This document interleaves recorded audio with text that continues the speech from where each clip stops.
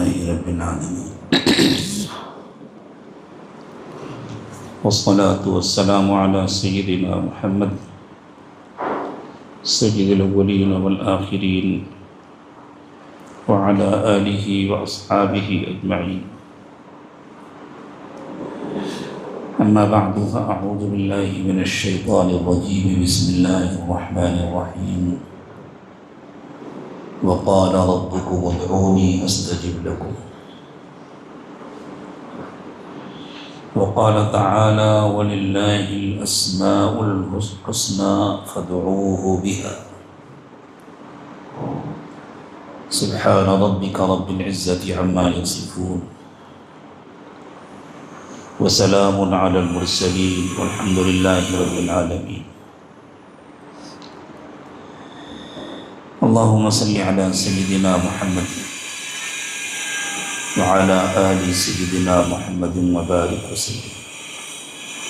اللهم صل على سيدنا محمد وعلى آل سيدنا محمد وبارك وسلم. اللهم صل على سيدنا محمد وعلى آل سيدنا محمد وبارك وسلم.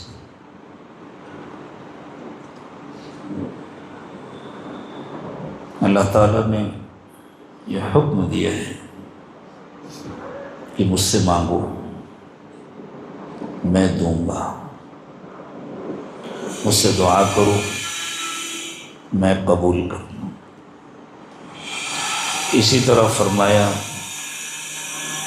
کہ اللہ تعالیٰ کے بہت سارے اچھے اچھے نام ہیں، ان ناموں کے حوالے سے اللہ سے مانگا کرو. یہ جملے خود گنجائش پیدا کر رہے ہیں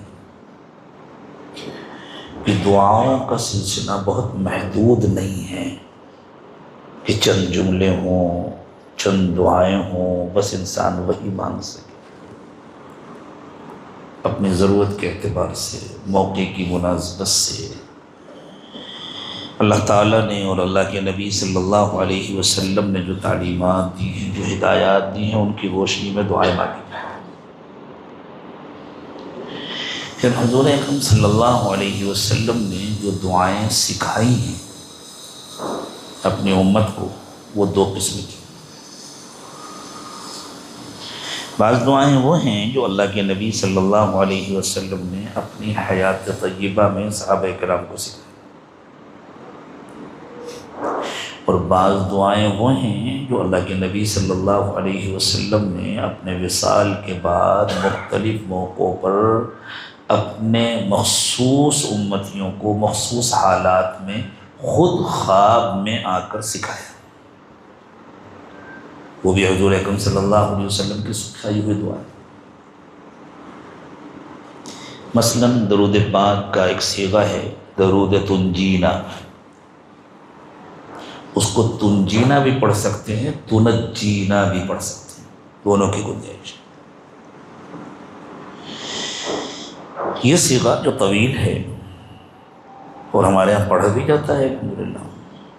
ہمارے بزرگوں کے بہت معمولات میں تھا، بڑے ان کے تجربات ہیں، کتنی مرتبہ پڑھنے سے یہ فائدے ہوتے ہیں الحمدللہ فائدے. یہ صیغہ اللہ کے نبی صلی اللہ علیہ وسلم نے اپنی حیات طیبہ میں صحابہ کرام کو نہیں سکھایا تھا، لیکن ایک خاص موقع پر جب ایک بڑے اللہ والے ایسے حالات میں پھنس گئے تھے کہ شاید جان بچنے کی کوئی شکل باقی نہیں تھی، تو ان کو خواب میں اللہ کے نبی صلی اللہ علیہ وسلم نے یہ صیغہ سکھایا درود شریف کا، اور حکم دیا کہ اس کو پڑھو. انہوں نے خود پڑھا، سب ساتھیوں کو حکم دیا، انہوں نے پڑھا، اور اللہ تعالیٰ نے اچانک حالت.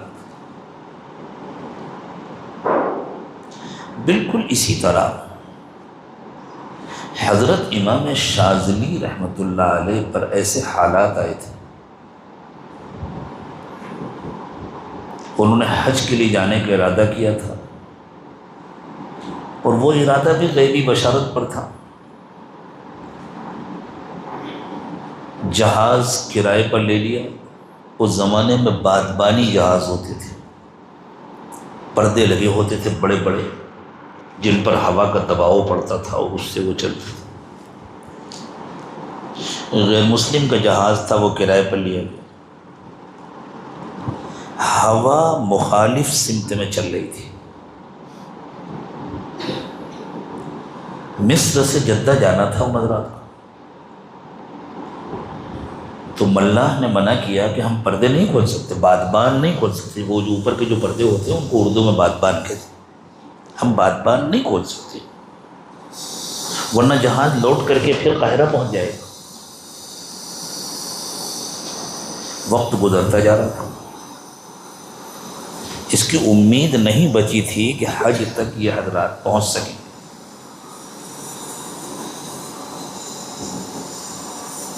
بڑے بڑے اللہ والوں کے بھی سارے لوگ عقیدت مند تو نہیں ہوتے، کچھ معتقد ہوتے ہیں، کچھ حاسد ہوتے ہیں، کچھ معترف ہوتے ہیں، کچھ ناقد ہوتے ہیں، یہ ہر ایک کے ساتھ ہوتا ہے، انبیاء کرام کے ساتھ ہوتا ہے، کوئی بچ نہیں سکتا، اور اگر کوئی بچا ہے تو سمجھ لیں کہ وہ کچھ نہیں کر رہا، کچھ کرے گا تو اعتراف بھی ہوگا، تنقید بھی ہوگی، محبت بھی ہوگی، حسد بھی ہوگا، سب کچھ ہوگا۔ ان چیزوں سے جس کو بچنا ہے اس کے لیے جائے پناہ بہترین قبرستان، کسی قبر میں جا کے سو جائے بس۔ تو ان کے جو حاسدین تھے انہوں نے مذاق اڑانا شروع کر دیا، صاحب یہ کہتے تھے ہم حج کریں گے، اب تو جا ہی نہیں سکتے۔ ان کے دل پر بھی بڑا اثر ہوا اس کا، کیسے روئے ہوں گے، کیسے مانگا ہوگا گڑ گڑا کر، اور جیسے بچہ جب تک روتا نہیں ہے ماں دودھ نہیں پلاتی، بندہ بھی جب تک روتا نہیں ہے اللہ کی رحمت جوش میں نہیں آتی، اب جب روئے گڑ گڑائے اللہ کی رحمت جوش میں آئی۔ تو ایسا نہیں ہوا کہ دعا کے کچھ کلمات ان کے دل میں القاء کر دیے گئے، بلکہ انہوں نے خواب میں دیکھا کہ رسول اکرم صلی اللہ علیہ وسلم بنفس نفیس تشریف لائے، اور ہم تمام اہل سنت والجماعت کا اس پر اتفاق ہے کہ جب کوئی اللہ کے نبی صلی اللہ علیہ وسلم کو خواب میں دیکھتا ہے تو وہ اللہ کے نبی ہی ہوتے ہیں، شیطان حضور کی شکل میں نہیں آ سکتا۔ اور انہوں نے آ کر کے دعا سکھائی، وہی دعا جس کو حزب البحر کہتے تھے، یہ حضور کی تعلیم ہے۔ بعض حضرات جیسے کہتے ہیں نا کہ صاحب وہ ہدیہ معصورہ کو چھوڑ کر کے دوسری دعائیں، تو ہدیہ معصورہ کی دو قسمیں ہیں، وہ ہدیہ معصورہ جو حضور نے اپنی حیات طیبہ میں سکھائیں، وہ ہدیہ معصورہ جو حضور نے منام کی حالت میں سکھائی، حضور نے سکھایا، وہ دعا ان کو یاد ہوگی۔ آنکھ کھلنے کے بعد انہوں نے سب سے کہا یہ دعا پڑھو اللہ مدد فرمائیں گے، سب نے دعا پڑھی، اور ہوا مخالف چل رہی تھی، انہوں نے اللہ سے کہا بادبان کھول دو، اس نے کہا بادبان کھولیں گے قاہرہ پہنچیں گے، کہا کھول دو اللہ کا نام لے کر، سب نے اصرار کیا، اس نے کھول دیا، جیسے ہی اس نے کھولا ہوا کی سمت تبدیل ہوئی، وہ اتنی تیز جدہ پہنچے کہ اس زمانے میں تصور نہیں کیا جا سکتا تھا، اور الحمدللہ وقت پر پہنچ گئے، حج ہوا۔ اس زمانے سے آج تک یہ تجربہ چلا آ رہا ہے بزرگوں کا کہ اللہ تعالیٰ نے ان جملوں میں، ان دعاؤں میں بڑی تاثیر رکھی، اور ان دعاؤں میں اللہ کے نام ہیں، قرآن پاک کی آیات ہیں، بعض احادیث مبارکہ کے جملے ہیں، حروف مقطعات ہیں، اور سب سے بڑی بات یہ ہے کہ وہ کسی بندے پر ڈائریکٹ الہام نہیں ہوئی، اللہ کے نبی صلی اللہ علیہ وسلم نے سکھائی ہے۔ اور حضور اکرم صلی اللہ علیہ وسلم جو چیز سکھاتے ہیں وہ اپنی طرف سے نہیں سکھاتے، وما ینطق عن الہویٰ، ان هو الا وحی یوحیٰ، وہ اپنی مرضی سے کچھ نہیں کہتے، یہ تو اللہ کی وحی ہوتی ہے جو آپ پر اترتی ہے۔ پھر اس میں مزید قوت اور تاثیر پیدا کرنے کے لیے بزرگوں نے اس کی زکوٰۃ ادا کرنے کا ایک طریقہ بتایا کہ سفر کے مہینے میں 6، 7 اور 8 ان تاریخوں میں اعتکاف کیا جائے، اور اعتکاف روزے کے بغیر نہیں ہوتا۔ وہ جو تھوڑی دیر کا اعتکاف ہوتا ہے نفلی مسجد میں داخل ہوئے نہیں، وہ الگ ہے، لیکن باقاعدہ جو اعتکاف ہوتا ہے 1 دن 2 دن 3 دن، وہ روزے کے بغیر نہیں ہوتا، تو روزے کے ساتھ اعتکاف کیا جائے۔ 5 تاریخ گزرنے کے بعد جیسی سورج ڈوبتا ہے، سفر کی 6 تاریخ، کسی بھی مہینے کی 6 تاریخ شروع ہوتی ہے، اور پھر اس میں روزانہ 3 مرتبہ کی دعا پڑھی جائے۔ بعض حضرات کے یہاں 3 سے زیادہ بھی پڑھی جاتی ہے، بعض حضرات کے یہاں کچھ اور انتظامات ہیں کہ چونکہ وہ حضرات اس میں جہاز میں حالت احرام میں تھے تو ان کی نقل کر کے وہ لوگ احرام باندھ کر کے مسجد میں ہو۔ ہم کو جن بزرگوں کے ذریعے یہ دعا ملی ہے ان کے یہاں یہ التزامات نہیں تھے۔ حضرت حاجی امداد اللہ مہاجر مکی رحمۃ اللہ علیہ کو یہ دعا سکھائی تھی اور اس کی اجازت دی تھی ایک ایسے بزرگ نے جو حضرت شاذلی کی اولاد پہ تھے۔ پھر حضرت حاجی صاحب نے حضرت تھانوی رحمۃ اللہ علیہ کو سکھائی اور ان کو اجازت دی، حضرت تھانوی کے خلفاء نے سیکھی اور اسی سلسلے سے حاجیز کو بھی اس کی اجازت ملی۔ یہ جو مسئلے پیدا کیے جاتے ہیں غیر ضروری التزامات اور تداعی، ہاں جہاں بھی بے اعتدالیاں ہوتی ہیں، اشتہارات نکالے جاتے ہیں، اعلانات ہوتے ہیں، لوگوں کو ترغیب دی جاتی ہے آؤ جمع ہو اور یہ کرو، اجازت ملے گی، ہم بھی ان باتوں کو مناسب نہیں سمجھتے، لیکن الحمدللہ اس خانقاہ میں ایسا کچھ نہیں ہوتا۔ اور اصل میں یہاں جو مجمع آتا ہے وہ صرف کسی ایک دعا کے لیے یا کسی ایک عمل کے لیے نہیں آتا، اصلاً تو وہ اپنے شیخ کی صحبت کے لیے آتا ہے، اور زندگیوں کو بدلنے میں اگر صحبت سے زیادہ مؤثر کوئی چیز ہوتی تو جو زندگیاں بدلی تھیں رسول اکرم صلی اللہ علیہ وسلم کے نظر سے، ان زندگیوں کو کوئی اور لقب ملا ہوتا، صحابہ کا لقب نہ ملتا۔ کیسی زندگیاں بدلی تھی، چور، ڈاکو، اچکے، جاہل، بدو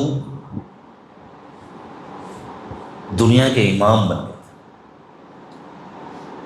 عدل اور انصاف کا قیامت تک کے لیے معیار بن گئے، اخلاق کا معیار بن گئے۔ یہ تبدیلیاں ان کے اندر کیسے آئیں، ان کی یہ دل کیسے بدلے؟ رسول اکرم صلی اللہ علیہ وسلم کی صحبت کے نتیجے۔ اسی لیے ان کو اصحاب محمد کہا گیا صلی اللہ علیہ وسلم، صحابی کہا گیا، جس کی جمع ہے صحابہ۔ اور یہ صحبت کی اہمیت امت نے ہمیشہ مانی اور اس کا اعتراف کیا۔ تابعین کو صحابہ کی صحبت ملی، تبع تابعین کو تابعین کی صحبت ملی۔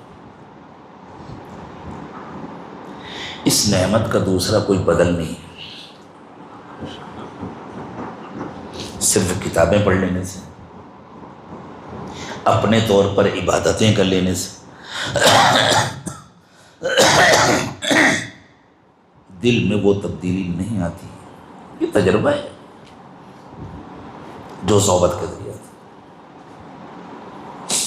رمضان کے اعتکاف کے سلسلے میں بھی بعض لوگ جو حقائق سے واقف نہیں ہوتے، ہم کسی کی نیت پہ شبہ نہیں کرتے، لیکن بعض بیچارے جو حقائق سے واقف نہیں ہوتے ان کو یہ اشکال ہوتا ہے اب اتنی دور جانے کی کیا ضرورت ہے، اپنے محلے کی مسجد میں اعتکاف کرنا چاہیے۔ ہم اعتکاف کے لیے زامبیا جاتے تھے، کائی کے لیے جاتے تھے زامبیا؟ اعتکاف کے لیے، اور اعتکاف نہیں کرتے تھے۔ 8-9 سالوں میں ہمیں شاید 3-4 مرتبہ اعتکاف کا موقع ملا ہوگا، ورنہ اعتکاف کا موقع نہیں ملتا۔ کیوں؟ جس مسجد میں اعتکاف ہوتا تھا، مسجد عمر، یہاں بہت سے لوگ ہوں گے جنہوں نے مسجد عمر دیکھی ہوگی، اب تو گئے تھے نا، اس میں کل 100 افراد کی گنجائش تھی، جن میں 20 مقامی ہوتے تھے، 80 باہر کے مہمان تھے، اور مجمع ہوتا تھا 500، 600، پھر 800، پھر 1000، پھر 1200، 1400، 1500 تک پہنچ گیا۔ اتنا بڑا مجمع اس مسجد میں اعتکاف کری نہیں تھا۔ وہ یہ مجمع کہاں سے آیا ہوتا تھا؟ ہندوستان سے، پڑوس کے ملک سے، برطانیہ سے، افریقہ کے مختلف ممالک سے۔ تو یہ مجمع وہاں اعتکاف کے عنوان سے جمع ہوتا تھا، اور اس کو اعتکاف کا موقع نہیں ملتا تھا۔ وہ مسجد کے قریب ایک ہال ہے، وہاں رہتا تھا، وہاں پورا تربیتی نظام ہوتا تھا۔ یہ مجمع اپنے شیخ کی صحبت حاصل کرنے کے لیے جاتا تھا، جو محلے کی مسجد میں اعتکاف کر کے نہیں مل سکتی۔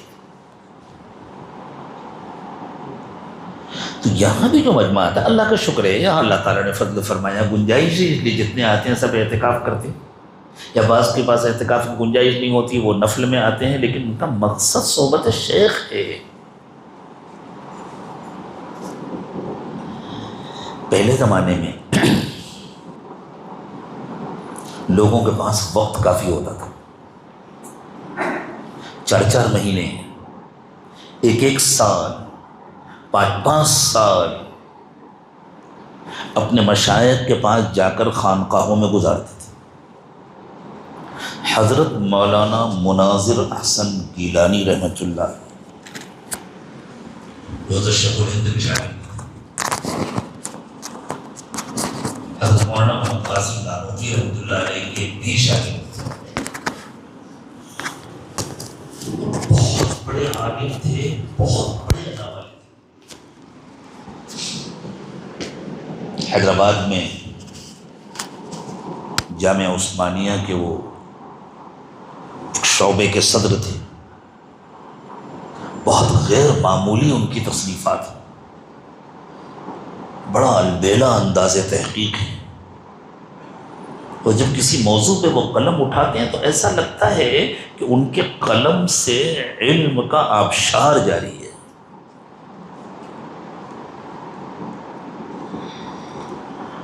انہوں نے مونگیر میں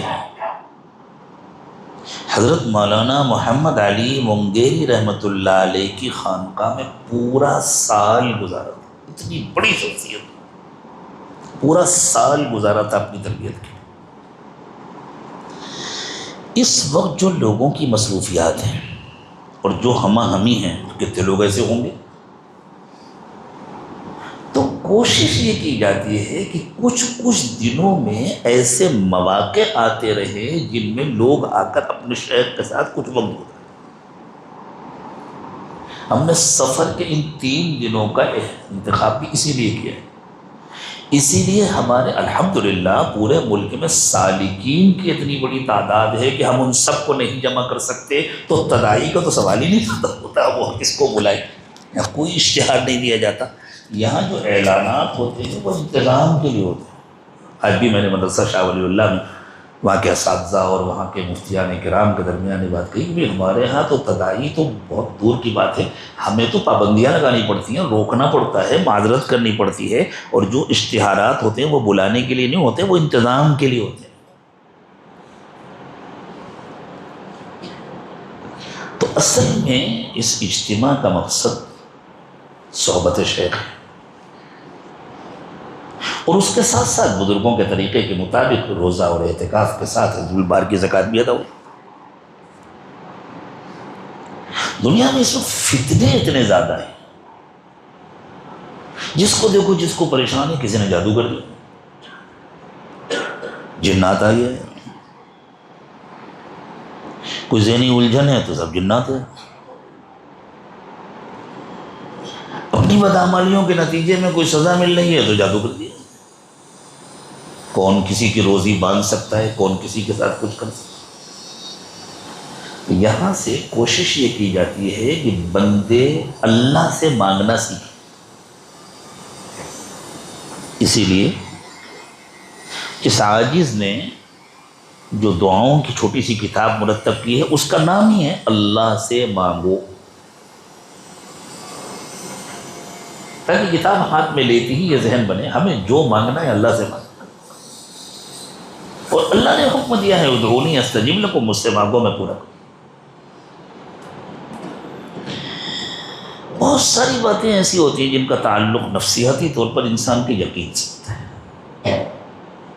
اب جب کچھ دعائیں سکھا دی جاتی ہیں اور بزرگوں کے تجربات بھی ہیں کہ ان کے ذریعے سے فائدہ ہوگا اور ہوتا ہے الحمدللہ، تو عقائد کی حفاظت ہوتی ہے۔ یہاں وہاں غلط جگہوں پر جانے سے بندے رکتے ہیں، بندے بھی رکتے ہیں، بندیاں بھی رکتی ہیں۔ مسئلہ عقائد کی حفاظت کا ہے۔ اور بر صغیر میں دین کی اشاعت بھی خانقاہوں کے ذریعے ہوئی ہے، دین کی حفاظت بھی خانقاہوں کے ذریعے۔ اجمیر کی خانقاہ کا ممتاز مقام ہے اشاعت دین کے لیے، اور سرہند کی خانقاہ کا ممتاز مقام ہے حفاظت دین کے لیے۔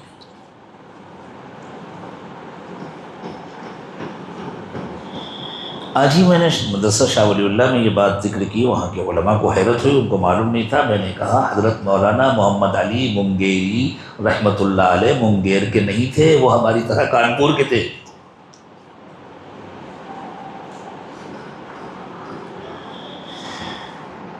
تقریباً پورے بہار کے قادیانی بن جانے کا خطرہ پیدا ہو گیا تھا۔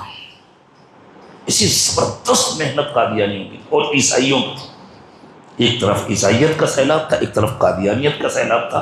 حضرت وہاں کثرت سے آتے جاتے تھے، حتیٰ کہ حضرت نے منگیر میں جا کر پڑاؤ ڈال دیا اور وہاں خانقاہ قائم کی، خانقاہ رحمانی، کہ وہ منگیری ہو گئے۔ وہ تو کانپور کے تھے، اور اصل وہ خاندان تو کانپور کا بھی نہیں تھا، نہ ان کا نہ ہمارا خاندان، تو دونوں کے مدینے کے تھے۔ ان کے آبا و اجداد بھی ہندوستان ہجرت کر کے تشریف لائے تھے، اور مظفر نگر کے قریب ایک مقام پر انہوں نے قیام کیا تھا۔ ان کے دادا نے آ کر کانپور میں قیام کیا تھا، اور ان کے والد کی بھی پیدائش کانپور کی تھی، ان کی پیدائش بھی کانپور کی تھی۔ لیکن اللہ تعالیٰ نے پورے بہار کو بچا لیا، پورے بنگال کو بچا لیا اس خانقاہ کی برکت سے۔ تو اشاعت دین میں بھی اور حفاظت دین میں بھی پورے بر صغیر میں خانقاہوں کا بڑا نمایاں کردار ہے۔ اس لیے کہ جب کوئی شخص مرد ہو یا عورت کسی سے جڑ جاتا ہے تو اسے ہم تو فلاں سے جڑ گئے، اب ہمیں جو کرنا ہے ان سے پوچھ کے کرنا ہے، تو وہ بہت سارے فتنوں سے خود بخود محفوظ ہو جاتا ہے۔ اللہ تعالیٰ اس کی حفاظت کرتے ہیں۔ اب ہمیں کسی کی نہیں سننا، تو باطل دعوتوں سے محفوظ ہو جاتا ہے وہ، اور جب تک نہیں جڑا وہ صرف اپنا مطالعہ کر رہا ہے تو ہر وقت خطرے میں ہے کہ کدھر سے کوئی حملہ ہو جائے۔ بہت اہم کردار ہے۔ یہ ساری محنتیں اس لیے ہو رہی ہیں تاکہ دین کی حفاظت ہو، ایمان کی حفاظت، لوگ غلط جگہوں پر نہ جائیں۔ یہاں انشاءاللہ یہ پورا مجمع جو اعتکاف کرے گا انشاءاللہ، یہ نیت کر لیں گے ہم 3 دن اپنے شیخ کی صحبت میں گزارنے آئے، اور ہر چیز سے ہٹ کٹ کر اللہ سے جڑنے آئے۔ جب بندہ مراقبہ کرتا ہے تو قلبی طور پر دنیا سے کٹ کر اللہ سے جڑتا ہے، اور جب وہ ساتھ میں اعتکاف بھی کرتا ہے تو ظاہری طور پر بھی کٹ کر دنیا سے جوڑتا ہے۔ اور اللہ کا احسان ہے، اللہ نے ہمیں جگہ بھی ایسی عطا فرمائی ہے کہ وہ بھی دنیا سے کٹی ہوئی، نہ ادھر کوئی آبادی، نہ ادھر کوئی آبادی، نہ ادھر کوئی آبادی، ادھر آبادی لیکن تھوڑا فاصلے پر، تو ظاہری طور پر بھی دنیا سے کٹی ہوئی ہے جگہ۔ اور جب بندے نے اعتکاف کر لیا، مسجد میں بیٹھ گیا، تو کٹ گیا ہر چیز سے۔ اب یہ دیکھنا ہے کہ کٹنے کی نیت تو کر لی، شیطان کٹنے دیتا بھی ہے کہ نہیں؟ کہیں مسجد میں بیٹھ کر کے گپیں شروع ہو گئی، ٹائم پاس شروع ہو گیا، اس کے تذکرے شروع ہو گئے، تبصرے شروع ہو گئے، غیبتیں شروع ہو گئیں، تو جو لے کر آئے تھے وہ بھی کھو جائے گا۔ اس لیے نیت کر لیں ان 3 دنوں میں ہمیں سوائے اللہ کے کسی سے بات نہیں کرنی، اور آپس میں جو بات کرنی ہے وہ بھی اللہ کی کرنی ہے، بس اور کچھ نہیں کرنا، اور ہر وقت اللہ کی طرف متوجہ رہنا ہے۔ دنیا میں اس وقت فتنوں کی بارش ہو رہی ہے، اور خود رسول اکرم صلی اللہ علیہ وسلم نے یہ بات ارشاد فرمائی ہے کہ قیامت سے پہلے فتنے ایسے برسیں گے جیسے آسمان سے پانی برستا ہے،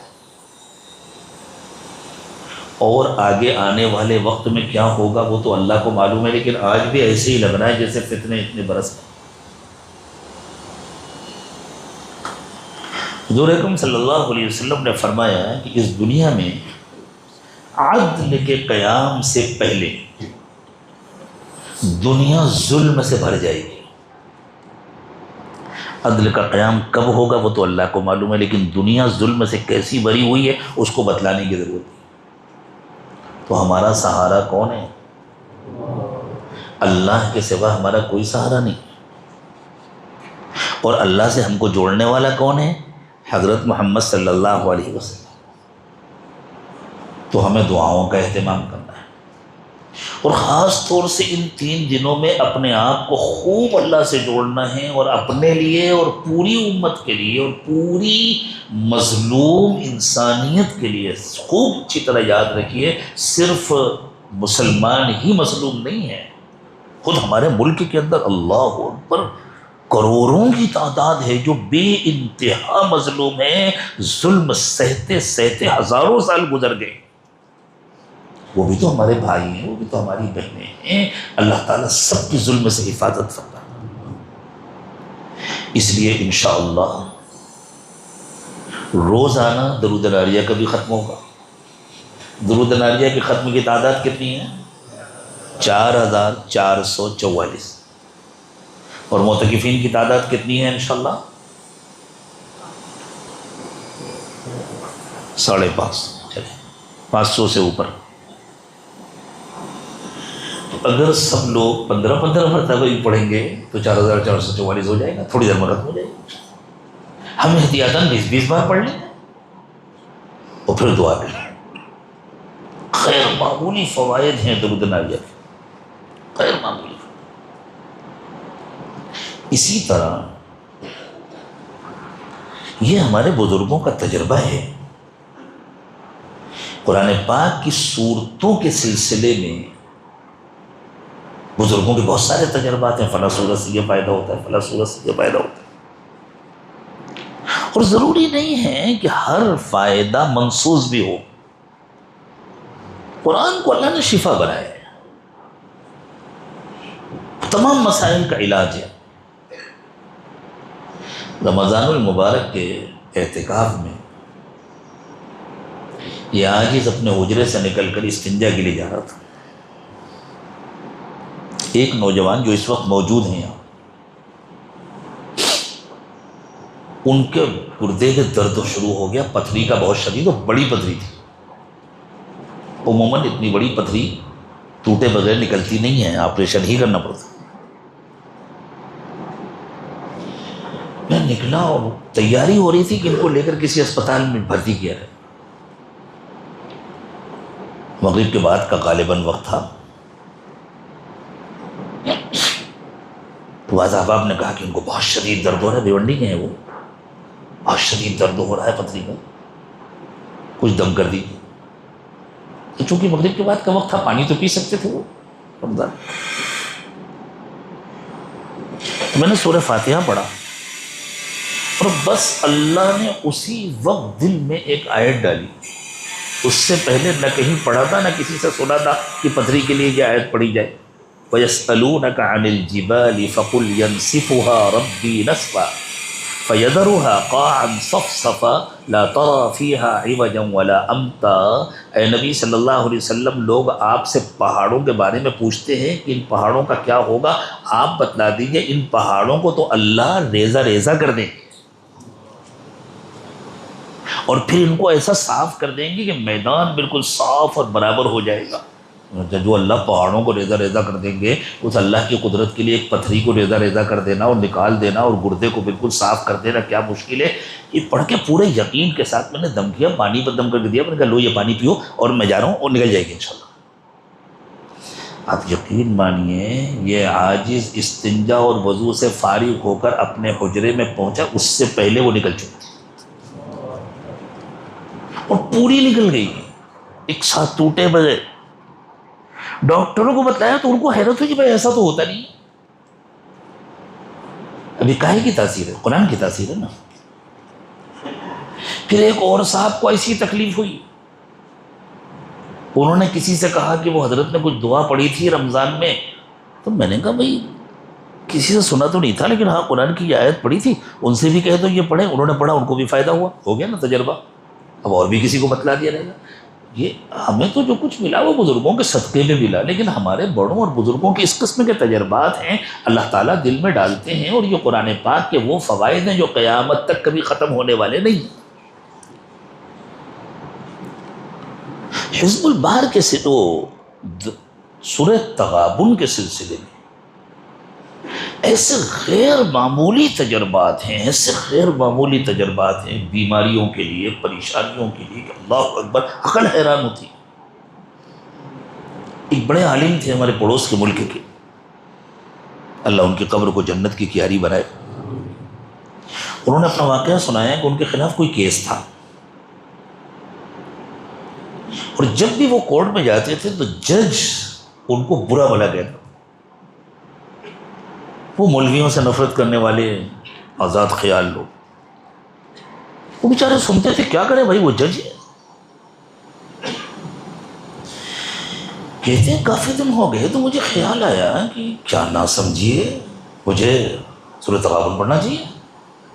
کہتے ہیں میں نے رات میں 41 مرتبہ سورہ تغابن پڑھا، اس کے بعد تہجد میں اٹھا پھر پڑھا، کئی مرتبہ پڑھا، پھر اس دن فجر کی نماز پڑھائی، اس میں بھی سورہ تغابن، اور پھر فجر کے بعد سے مسلسل پڑھتا رہا، اور کورٹ جانے تک برابر پڑھتا رہا۔ اور جیسی کورٹ میں جا کے پہنچا تو جج نے کہا مولانا سب سے پہلے تو میں آپ سے معافی مانگتا ہوں کہ اب تک میں نے آپ سے بہت بدتمیزیاں کی،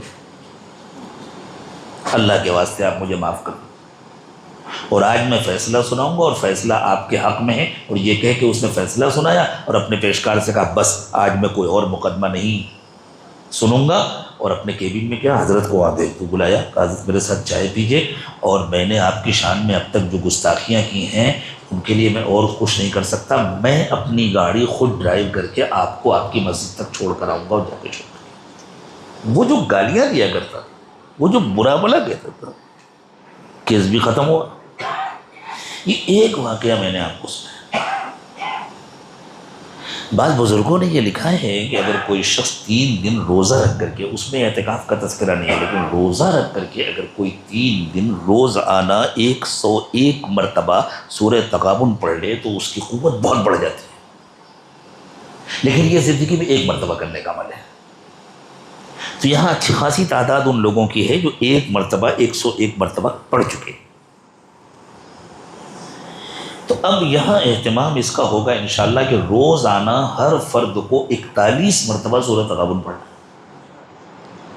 اگر ایسے لوگ جنہوں نے 101 مرتبہ نہیں بھی پڑھا تھا، اور 101 مرتبہ پڑھنے کا مطلب یہ کہ تقریباً وہ 10 پارے کے برابر ہو جاتی ہے، تو اتنا آسان نہیں ہے، تو کم از کم 41 مرتبہ سب کو پڑھنا ہے،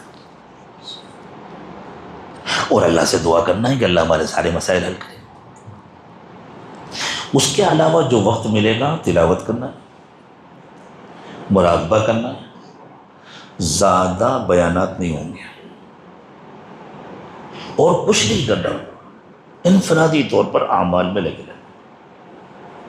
درود عالیہ کا جب ختم ہوگا اس وقت روزانہ دعا ہوگی، مختصر دعا ہوگی، تنہائی میں دعا مانگی۔ یہ 3 دن کا اجتماع اس لیے ہے تاکہ ہم دعا والے بن جائیں، اللہ ہم سب کو دعا والا بناتے ہیں،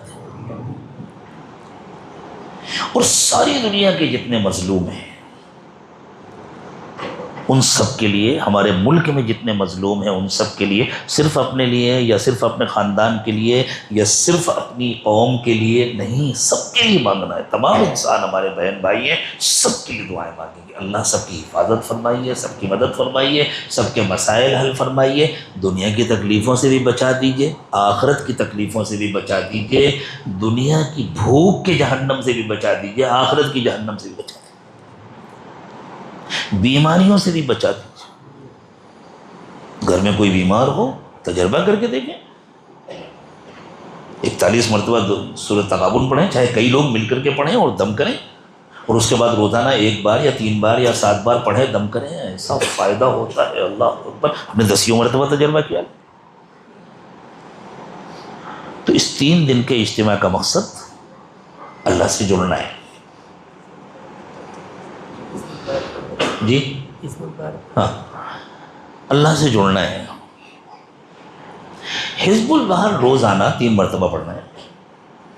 اس کا طریقہ یہ ہے، 1 بار مغرب کے بعد، 1 بار عشاء کے بعد، 1 بار صبح اشراق کے بعد سے لے کر کے ظہر تک جب بخار لے، 3 مرتبہ روزانہ۔ آج مغرب سے شروع ہو، کل مغرب تک، کل دوپہر تک 3 ہو جائے، پھر اگلے دن، پھر اگلے دن۔ جمعرات کو جب سورج ڈوبے گا وقت پورا ہو جائے گا، اعتکاف ختم ہو جائے گا۔ اس کے بعد بعض حضرات ایسے بھی ہوں گے جن کی اسی شب میں روانگی ہوگی، وہ چلے جائیں گے۔ بعض حضرات ایسے ہوں گے جن کو اگلے دن جانا ہوگا، وہ قیام فرمائیں گے، جمعے سے پہلے جانا ہوگا چلے جائیں گے، ورنہ جمعہ پڑھیں گے۔ الحمدللہ جمعہ بھی ہوتا ہے، جمعہ پڑھیں گے اور اس کے بعد جائیں گے۔ حزب البحر روزانہ 41 مرتبہ پڑھنا ہے۔ ضروری نہیں ہے کہ آپ ایک ہی نشست میں پڑھیں۔ سورۃ تغابن، حزب البحر سورۃ تغابن روزانہ آپ کو 41 مرتبہ پڑھنا، ضروری نہیں ہے کہ آپ ایک ہی مرتبہ پڑھیں، الگ الگ نشستوں میں پڑھ سکتے ہیں۔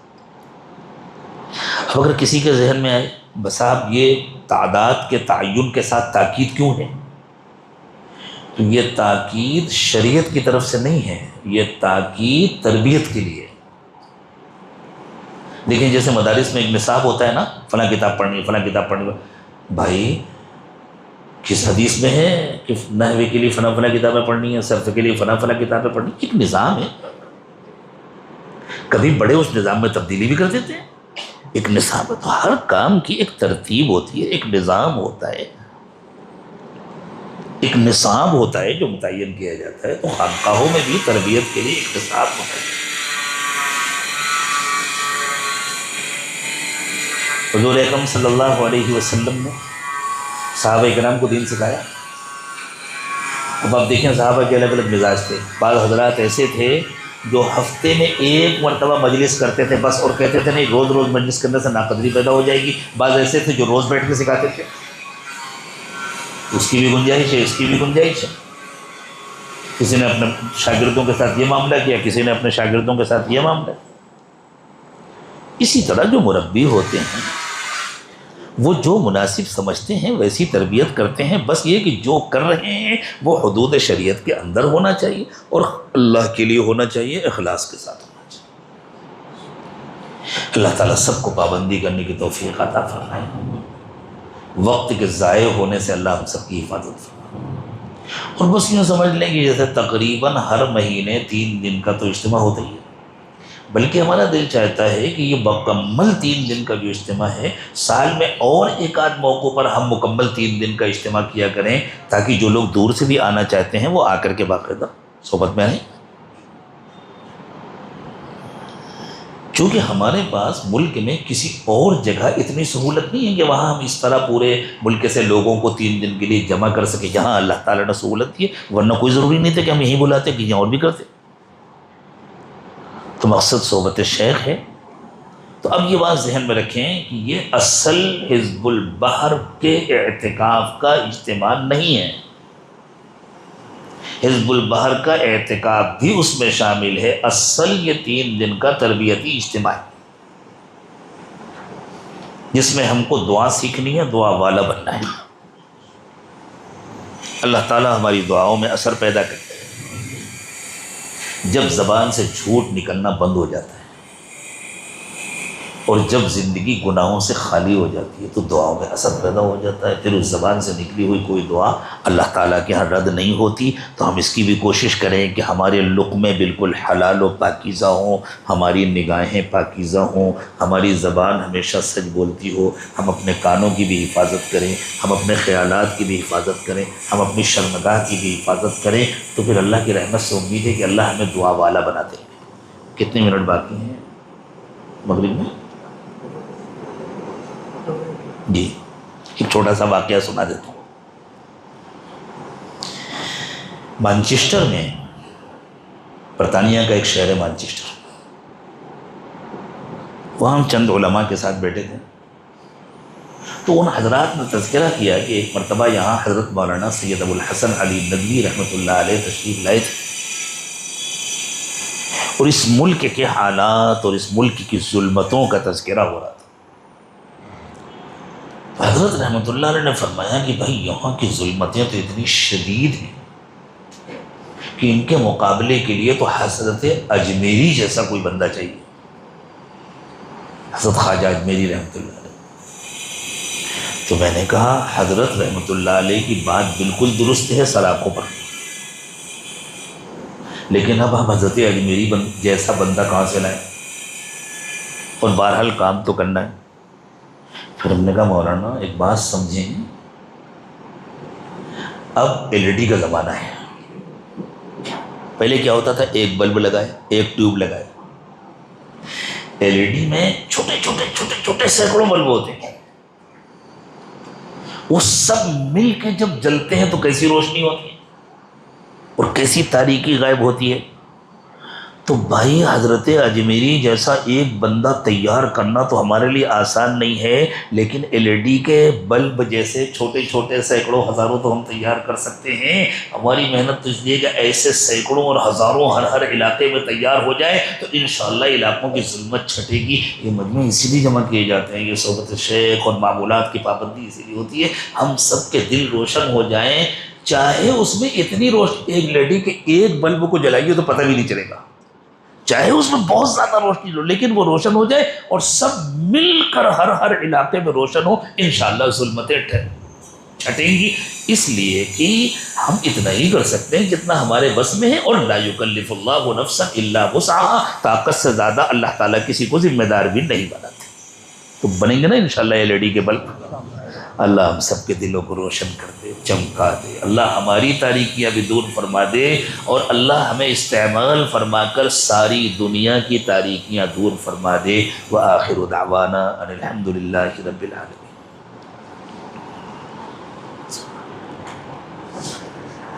جی میں وقت ہو گیا؟ ہاں تو اذان دلوا